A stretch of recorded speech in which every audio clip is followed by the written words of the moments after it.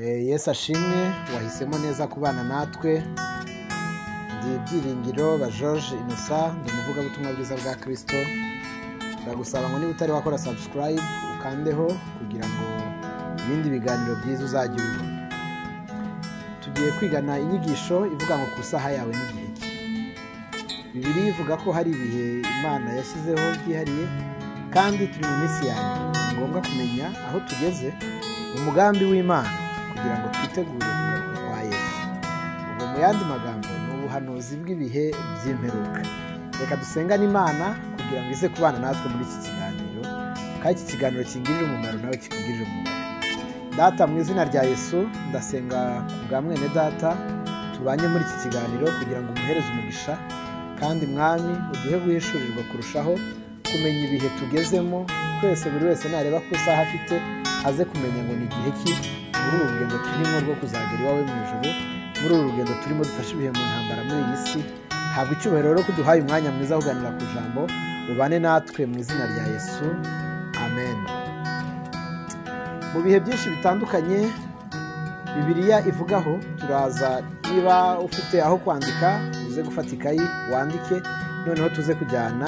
Ntabwo turi busome amasomo cyane, ahubwo turajya tuyavuga kugira ngo niba ufite umwanya uze kubireba uze gusoma, kuko dufashe video byaba birebire cyane. Ariko Yesu abaho umugisha mwinshi. Igihe cya mbere ni igihe cy'ubuhanuzi n'iminsi y'imperuka iri hafi. Iminsi y'imperuka iri hafi. Bibiliya ivuga ko ku munsi w'imperuka hazaba ibimenyetso bigaragara, kandi byinshi muri byo biri kuba ubu ngubu. Matayo ibice 24 umurongo wa 3 kugeza ku wa 8 havuga ibimenyetso by'imperuka, ko hazaba intambara, hakaba impuha z'intambara, hakaba inzara, hakaba imitingito, hakaba byose muri mugenda mubona, hakaba kuruka kw'ibirunga, hakaba ibintu byinshi bitandukanye. Ariko ngo ibyo ngibyo nibiba ngo bizaba bibanziriza uko kuza k'umwami. Timoteyo wa 2 ibice 3 umurongo wa 1 kugeza ku wa 3 hakavuga ko mu minsi y'imperuka hazabaho ibihe bikomeye. Ngo icyo gihe mu minsi y'imperuka ngo hazabaho ibihe birushya, ngo abantu bazaba bikunda ubwabo, abantu bazaba bakunda impiya, badakundana, batuzura, batabana, batagendererana, batarabera, badahamya gukiranuka kw'Imana, ngo abameze batyo ujye ubatera umugongo. Mu bihe bikomeye, mu bihe by'imperuka hazabaho ibihe birushya. Ibihe birushya abagenzi, birushya abantu bose. Luka 21 umurongo wa 25 kugeza ku 28 havuga ko hazabaho ibimenyetso mu izuba, mu kwezi no mu nyenyeri. Aho hose hazagaragara ibimenyetso, hazagaragara rwose yuko Yesu Kristo agiye kugaruka. Ikibazo cyo kwibaza, ese ibihe turimo bisa n'ibyo Yesu yavuze ko bizabaho mbere yuko agaruka? Ese ibintu tuvuga, ibintu Bibiliya irimo kuvuga, wowe ujye ubona ko bisa n'iby'Imana yavuze? Ubwo turagenda tuvuga ibihe nawe uraza kumenya igihe cyawe. Igihe cya kabiri ni igihe cy'ubuhakanyi, kwivumbura ku Mana no kuyoba kw'isi. Isi izagira igihe cy'ubuhakanyi, igihe habeho kwivumbura ku Mana, abantu bayobe, abantu bavange kwizera, abantu bavanga ukuri. Igihe ngo turimo rero kirangwa n'ubuhakanyi bukabije, ukwizera kukagabanuka ku bantu benshi, n'abantu benshi bagendera kure y'ukuri kw'Imana. Abantu bagendera mu kuri kw'Imana wasanga ari bakeya. Abatesalonike ba 2 ibice 2 umurongo wa 3 n'uwa 4, Imana y'ukuri izahakanwa, abantu bayihakane, kandi uwahakanye Imana azihesha icyubahiro. Icyo gihe nicyo cya Antikristo, ukuri kugende guhakanwa, kandi uwahakanye Imana ahesha icyubahiro. Abantu bafate gusenga nk'ibintu by'amafuti, nk'ibintu bidafatika, abantu bafate gusenga nk'ibintu bidafite agaciro, abantu bafate gusenga nk'ibintu bidafite aho bijya, abantu bafate kwizera Imana nk'aho ari ikintu cyoroheje, kandi Imana ni inyamaboko. Bibiliya iravuga ngo Yesu ko yari ari ejo n'uyu munsi n'iteka ryose niko azaba ari. Rero guhakana Imana, ibyo ngibyo rwose ni bimwe mu byerekana ubuhakanyi buzabanziriza yuko Yesu agaruka. Timoteyo wa 1 ibice 4 umurongo wa 1 havuga muri iyo minsi bamwe bazava mu byo kwizera. Abari bahagaze bazabivamo, abari abapasiteri abari bafite insengero bazashinga utubari, abari abanyamasengesho bazabivamo, abari abafashaga bazabivamo, abakoraga ibi bazabivamo. Uko kugenda babivamo nuko kunamuka, uko gukanyarara kw'imitima y'abantu, uko kuba abantu bagenda bakagumwuma neza neza ibintu bakabivamo, uko nguko bizabanziriza kuza k'umwami. Nibwo bazaba bavuga ngo ibintu byose ni amahoro, ngo dusambane, twibe, tugire dute, tunywe, twiryamire, ibintu byose ni amahoro. Icyo gihe ngo Yesu azaba ari hafi kuza, kuramukwa kw'isi kuzaba kwegereje kandi kuzaba kugeza igihe. Yesaya 5:20 bazita ikibi cyiza n'icyiza bakita ikibi. Usigaye ubibona ubu ngubu umuntu ajya kugura umwenda, umukobwa ajya kugura umwenda, akagura umwenda werekana ubwambure bwe, kandi akawita ko ari cyo cyiza, na sosiyete ikaklama, igakoma mu mashyi, ikavuga ngo rwose icyo kintu ni cyiza. Ubu ngubu ibikorwa bibi byo kuri social media, ibikorwa by'urukozasoni by'abambaye ubusa, ibyo ngibyo nibyo bicuruza, ibyo nibyo bifite views, ibyo nibyo bibona abantu. Kubera iki? Kubera yuko icyiza kizitiranwa n'ikibi, abantu icyiza bakita ikibi, ikibi bakita icyiza. Umuntu uzi kunywa inzoga cyane, uzumva umuntu yirata ngo ngiye nyanywa ngo amakese 15, uzumva umuntu amacupa nako 15, umva umuntu avuga ngo nkukese, undi uvuga ubusambanyi babuvuga kuri social media, abarozi bagenda bivuga kuri social media. Ibyo ngibyo byose ni ukuvuga ngo ikibi kizasimbuzwa icyiza. Kandi icyo gihe ngo ibyo byose nimubona bikomeje gukura, mukomeje kubona ibihe turimo bigenda bimera nk'uko Sodomo yari imeze na Gomora, ngo muzajye mumenya ko ibihe by'umwami byegereje. Ikibazo cyo kwibaza rero, ese abantu ntibarimo kwiyongera mu gutandukira ubutumwa bw'ukuri? Ese ubutumwa bw'ukuri bubwira abantu gukora ibyaha? Ese ubutumwa bw'ukuri, hari inkuru nabonye kare, nabonye mu binyamakuru bavuga ngo abapasiteri ngo mu nsengero ngo batangire kujya bigisha ngo ibijyanye no gukoresha agakingirizo. Ni ukuvuga ngo kuko ngo mu nsengero n'ubundi harimo abantu n'ubundi basambana kandi bari mu nsengero, ngo rero kubigisha kubireka byarabananiye, babigishe gukoresha agakingirizo kugira ngo birinde indwara. Mwene data, ibyo ngibyo ni ugutandukira ukuri kw'Imana. Icyo ukuri kw'Imana kuvuga, ukuri kw'Imana kuvuga yuko rwose uwamaze kubyarwa ubwa kabiri akora iby'umwuka ashaka, yamara gukora iby'umwuka ashaka akagendera mu bushake bw'Imana, akabaho mu kubaho kw'Imana, agakora iby'umwuka akora, akagenda uko Imana ishaka. Icyo gihe rwose iteka ryose abeza n'ababi, Bibiliya niyo ibivuga. Muri Matayo akavuga ngo Imana izatandukanya intama n'ihene. Ni ukuvuga ngo intama zizajya ukwazo, ihene zizajya ukwazo ryari ku munsi w'imperuka. Rero gutandukira ukuri, ikibi kikitwa icyiza, ibyo ngibyo bibereke kandi babere ikimenyetso cy'iminsi y'imperuka yuko igize gite, yuko yegereje. 3, igihe cy'itandukana, itandukana ry'abizera n'abatizera. Muri iyi minsi hariho itandukaniro rikomeye hagati y'abakiranutsi n'abatizera, kuko Imana irimo gutandukanya abayo n'abanze kuyemera. Bibiliya niyo ijya ibivuga neza, ikavuga ngo abanjye ndabazi, kandi ngo abo ngabo ngo bapfunyitse mu kiganza. Bibiliya ijya ivuga ko abamaze kuba abana bayo ibarinda kurusha uko umuntu arinda imboni y'ijisho rye. Bibiliya ikavuga ngo uwamaze kuba umwana w'Imana ngo yandikishijwe amaraso y'igiciro y'umwana w'intama w'Imana.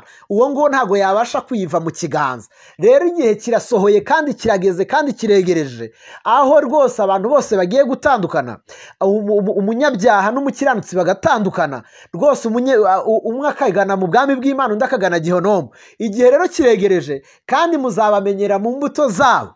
Uwera imbuto z'umwami uwo ni uw'Imana, utera imbuto z'umwami uwo si uw'Imana. Rero igihe kirageze ngo uw'Imana yera imbuto zikwiriye abihannye, utari uwayo yitandukanye, ku buryo nawe ntuzajya ubonesha amaso y'umubiri, uzajya uvuga ngo uriya ni uwa Kristo, ngo uriya ntabwo ari uwa Kristo.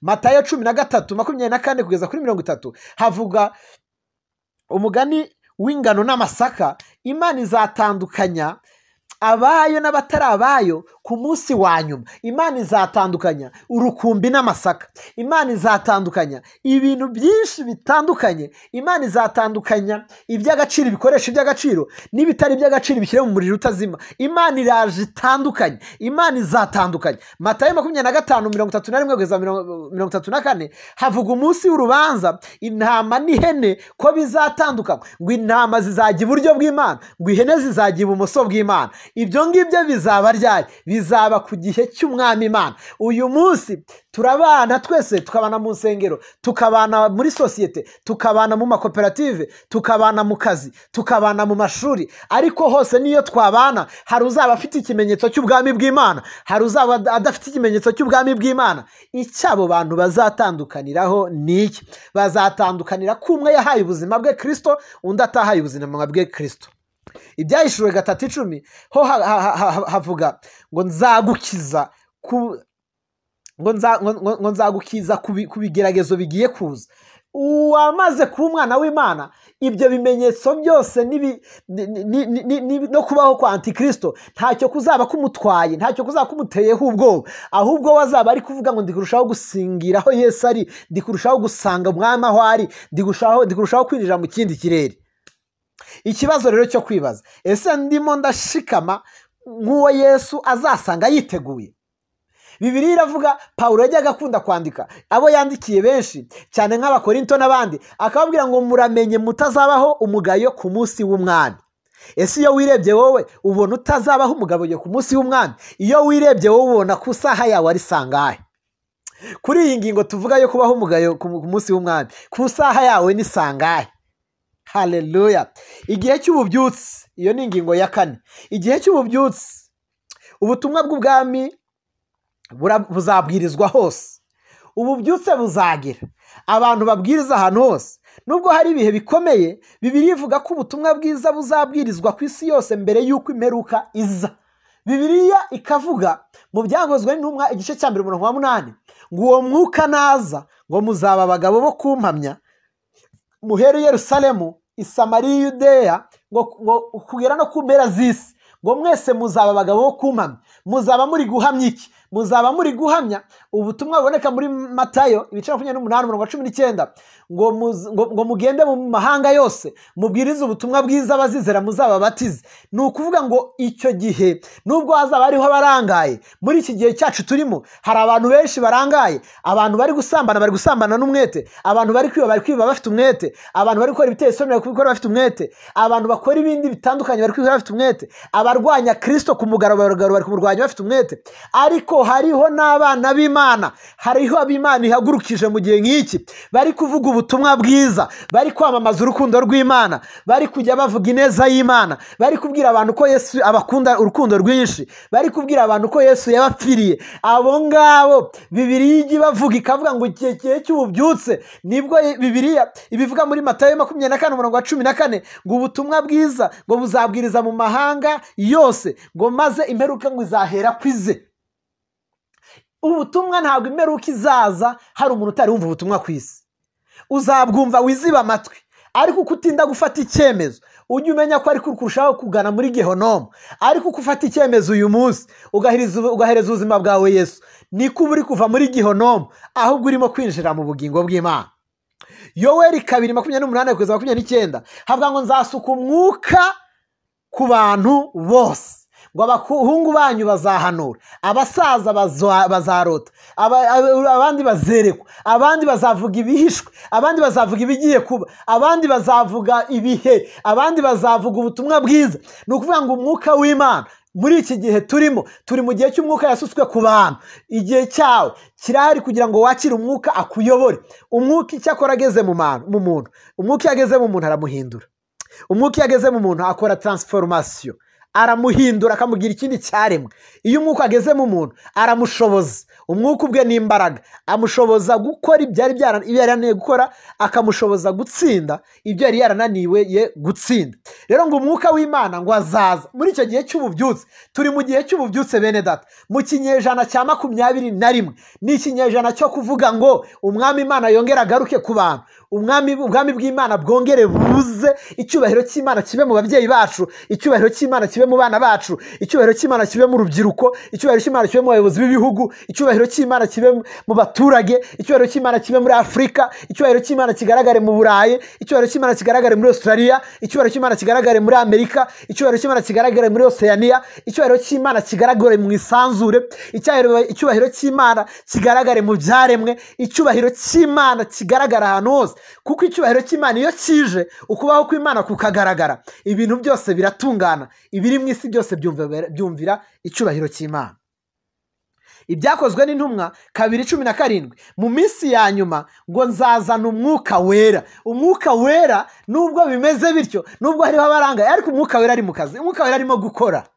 Haleluya! Ikibazo cyo kwibaza rero, ese ndimo mfasha gukwirakwiza ubutumwa bwiza ku saha yawe?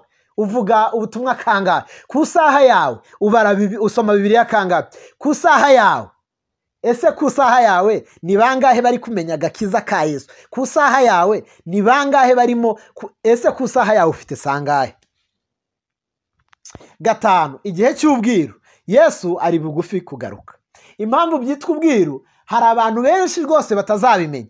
Ubwiru ni ikintu kibanga, hari abantu benshi batazamenya ko Yesu agiye kuza. N'uyu munsi harimo abantu bakivuga ngo twidamararire, twikorere ibyo dushaka byose, tureke kumwizera, tuzamwizera n'ejo. Ndabizi neza aracyatinze. Na babandi ba kera niko bajyaga bavuga. Hakaba n'uvuga ngo Pawulo yaravuze ngo natwe bazaba bakiriho, none yarapfuye. Rero ndababwiza ukuri, tube twibereye mu bindi, turye isi, twisobanukirwe, twibere mu bindi, hanyuma igihe cyo kwizera kiracyahari. Ndakubwira mwene data yuko ubwiru bw'Imana buvuga ngo iki? Buravuga ngo Yesu ari bugufi kandi Yesu araje. Ese Yesu kwaje ku saha yawe ni sangahe? Iminsi turimo ni y'ukuri, mu by'ukuri niyo yerekeye ku kugaruka kwa Yesu. Tugomba kwitegura, tukaba maso, kandi tukabaho mu buryo buhuje n'ibyo Yesu ashaka. Tukabaho mu buzima bw'ibyo twizera, tukabaho mu buzima bwo gushaka ibyo umwami ashima. Matayo 25:1-13 havuga umugani w'abakobwa 10, 5 bari abapfu, abandi 5 ari abanyabwenge. Bose bari bategereje umukwe, bose bari bafite amatabaza, ariko bose nubwo bari bafite amatabaza yabo yose ntabwo ariko yari arimo amavuta.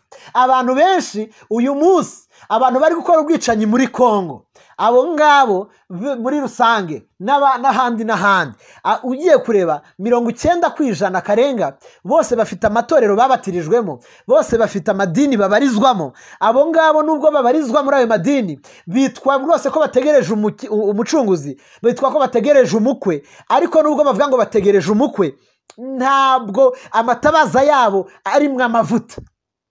Barategereje ariko ntabwo amatabaza yabo yaka.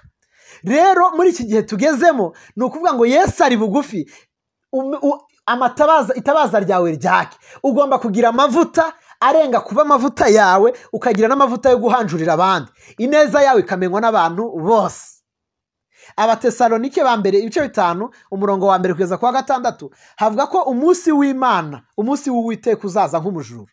Yesu azaza agutunguye. Ashobora kuza mu ruturuturu, ashobora kuza ku mugoroba, ashobora kuza ku masaha ya saa 6, ashobora kuza ku masaha ya saa 4, ashobora kuza wicuye, ashobora kuza ukangutse. Ariko Yesu naza azagusanga umeze ute? Yesu naza, nuba warizeye umwami, nuba waramenye ko ari wowe yapfiriye, ukamenya ko yari wowe yazukiye, naza nta kabuza uzabamera nk'aba bakobwa b'abanyabwenge. Ariko naza agasanga utarigeze uhereza ubuzima bwe Kristo, naza agasanga uvuga ngo nzaba nihana ejo, naza ukavuga ngo reka mbigenze uko mbishaka, icyo gihe ndakubwiza ukuri uzaba umeze nk'aba bakobwa b'abapfapfa. Ibyahishuwe 22:12 ngo dore ndaza vuba kandi ndaza nzanye ingororano, ngo ndaza mereza umuntu wese ibihembo bikwiranye n'ibyo yakoze. Umuntu wese uvuga ko ari uw'Imana ntakora iby'Imana, uwo si uw'Imana, ahubwo wamaze kuba uw'Imana ajya akora iby'Imana. Mu ijuru akabikirwa amakamba, ngo dore ngo hari amakamba azaba amurika nk'inyenyeri cyane, kandi ngo ayo makamba, ngo ikamba rizamurika kurusha ayandi, ngo nabazambikwa ikamba ry'uko bahinduriye benshi kuri Kristo. Ese mwene data, byibuze wafashe intego ku mwaka umwe, byibuze ukagira umwizero umuzana mu nzu y'Imana. Kandi ntaze ngo aze mu nzu y'Imana gusa mu rusengero mu nzu, ahubwo akaza akaba umubiri wa Kristo, akaba urugingo rwa Kristo, akaba umugeni wa Kristo. ikibazo cyo kwibaza, ese nditeguye guhura na Yesu igihe cyose? Ku saha yawe yo guhura na Yesu ni sangahe? Ku saha yawe yo guhura na Yesu birimo kubara sangapi? Haleluya! Ese witeguye guhura na Yesu igihe cyose? Ku saha yawe ni igihe ki? Igihe turimo ni igihe cy'imperuka, ibimenyetso biragaragara, ni igihe cyo kugira amaso tugakomeza kwizera no kwitegura. Tugomba kwirinda kwihugiraho twebwe ubwacu, ahubwo tukarushaho kureba icyo umwami ashima, ahubwo tugakora ibyo twahamagariwe gukora. Ineza yacu ikamenywa n'abantu bose muri rusange. Ukubonye wese akagutangira ubuhamya akavuga ngo uriya muntu ni uw'Imana. Ubutumwa bukomeye, igihe kirageze cyo kuba maso no kuba intwari mu kwizera, kuko Yesu ari hafi kugaruka. Yesu ni umwami w'amahoro. Bari abakobwa 10 ngo ubwo bari bategereje, ngo barahunikiriye barasinzira.